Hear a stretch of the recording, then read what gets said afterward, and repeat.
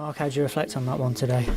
Well, it's not good enough. I think we've got to get everybody back to sort of a position in everybody's heads where we have to go again on Friday. And today was just I don't know what it was. It was just not a performance befitting any football team, let alone Stoke City. So, yeah, it was poor.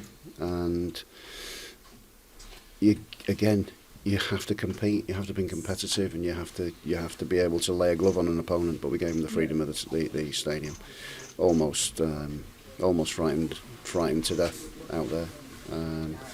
And they cut us wide open. Obviously, they're on a high, but we gave them an easy avenue to 3 points, and that can't happen. But it gives us, information that we didn't necessarily want, but gives us information that is there that we just weren't able to compete with a team at the top of the division. So.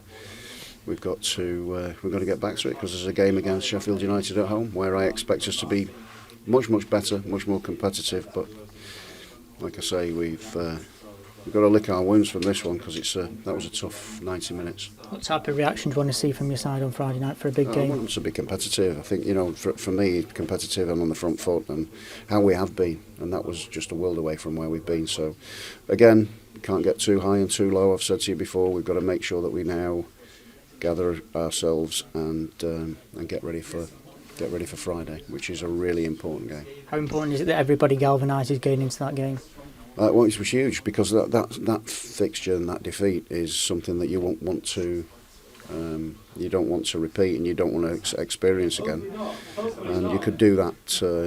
You can do that, and you can get beat by teams that are at the top of the league. And these haven't been beaten here all season. Again, it's no consolation, but we've got to make sure that we are better than that and more competitive than that, and prepared to lay a glove on people. And if you make mistakes, so be it. But you do it in a way where you're trying to achieve something rather than trying to avoid something.